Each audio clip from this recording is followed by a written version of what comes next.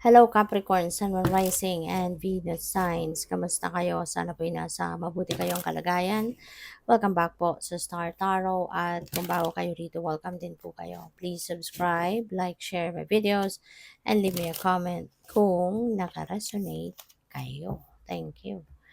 So, first card ni Capricorn, we have the Nine of Pentacles. Ayan. So, Capricorn, this is really a beautiful time in your life, period in your life, kasi this signifies abundance, this signifies self-sufficiency, this signifies financial comfort, financial freedom, 'di ba? Kasi ano to time na to, harvest time na to ng kung ano man ang mga pinagtatrabahuan mo, ano man ang mga pinagsisikapan mo. Ito yung time na talagang mag-aano kayo. You will be rewarded. You are going to be materially rewarded, no? Financially rewarded. So, lahat ng effort na ginawa mo, eto na yon, na magiging matagumpay ka na, magiging ano ka na, magiging magiging matagumpay at magiging maswerte ka na sa ngayon pagdating sa pera. Kumbaga magkakaroon na ng shift, no, yung inyong financial situation. Kasi, and this is, no, bunga ng inyong pagtsatsaga at hirap. Kaya this is going to be a very sweet success para sa iyo. Kasi pinaghirapan mo to. Ano man ang perang makukuha mo ngayon dadating sa iyo, this is, ano mo, financial reward. No? We have Ace of Swords. Ace of Swords is a triumphant energy. This is tagumpay. All right. So this is a clarity. This is a tawag dito. This is a um, maaring merong mga dadating sa inyo dito na enlightenment, 'di ba? May mga downloads of information and inspiration na siyang magpapalinaw ng inyong kaisipan. You will be enlightened. You will get the clear direction kung anong dapat na decision mo, anong dapat na gagawin mo rito. Kasi maaari merong pinagdadaanan, no, na problema ang iba sa inyo rito. Pero maaaring nalilito ka, may mga bagay na kinalilituhan ka, pero wag kang mag-alala, 'di ba? Kasi you will be enlightened. No?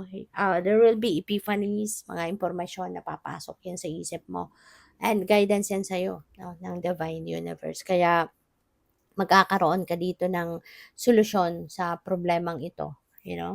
Ma mapagtatagumpayan mo ito at makakaalis ka din sa sitwasyon na yan. No? Kung ano man ang ito nagpapahirap or nagpapabigat ng kalooban mo sa ngayon. Okay? You will end up triumphant.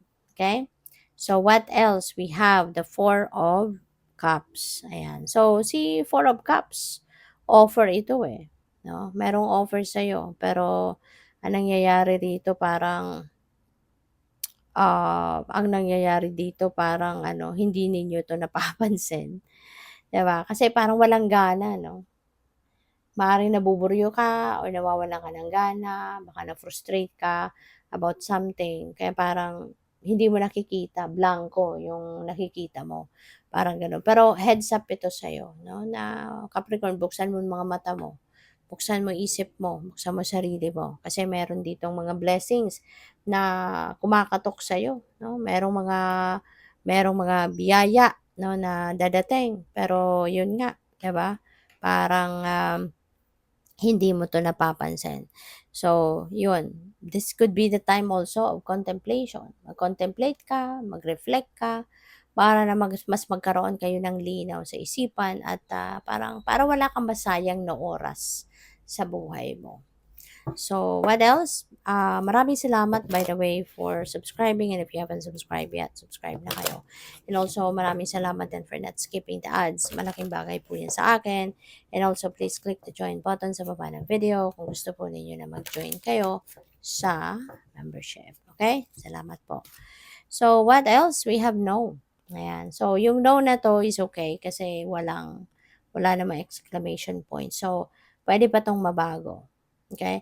Maaaring may mga transactions kayo sa ngayon, Capricorn, na pupwedeng yung mga transactions na ito hindi pa definite, 'no? Hindi pa 'to nag-close deal kumbaga. Kasi maaari 'no, na puwede pang mabago 'to kung nag-no ka na, pupuwedeng mabago pa 'to into yes or depende sa inyo baka mabago ito into a definite no. Depende sa pag-uusap pa. Baka meron pang mga additional information na ibibigay sa'yo, ipe-present sa'yo, puwedeng gano'n. So, pupuwedeng mabago pa 'to, okay. So, what else? We have if you believe. Ayan. So, paalala ito sa inyo, no, Capricorn. Na kung ano yung pinaniniwalaan mo, rest assured that one day, that is what's going to manifest in your 3D reality. Okay? Kung ano man, yung pinaniniwalaan mo sa ngayon, ito yung makikita mo sa buhay mo. 'Di ba? Kaya kung naniniwala ka na magiging successful ka, rest assured 'no, na talagang magiging successful ka.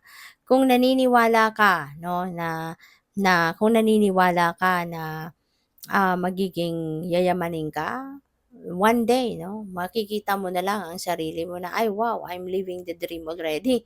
'Di ba?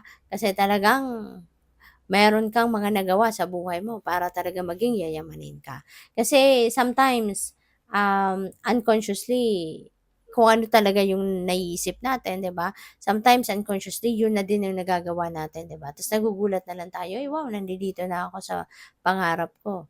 Ito yung minsan iniisip ko na gusto ko ng ganitong buhay, 'di ba? Tapos dadalhin ka talaga ng universe sa sitwasyon na yun. Kaya importante din lagi 'no, kahit ano man ang sitwasyon natin sa buhay, ano man ang kalagayan natin sa buhay, napakahalaga na tayo'y nakikinig talaga sa ating intuition.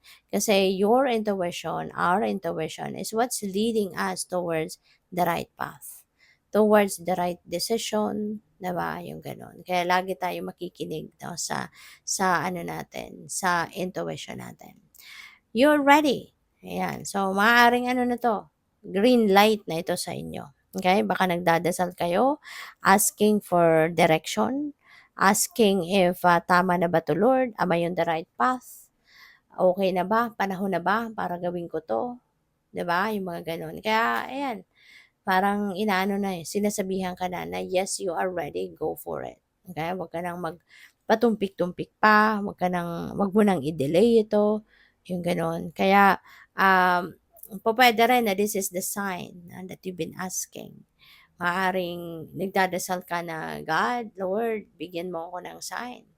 Kung eto na nga ba ang tamang panahon na isakatuparan ko na kung ano man ang iniisip ko."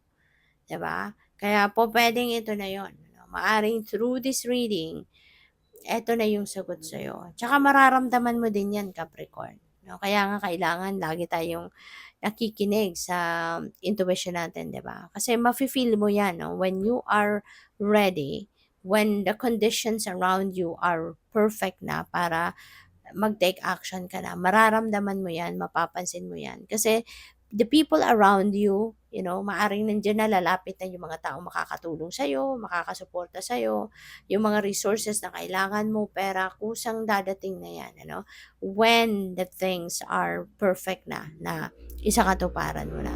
Mangyayari na, dadating na yung mga kakailanganin mo. Okay? So, good luck. Thank you for watching. Love and light. Namaste.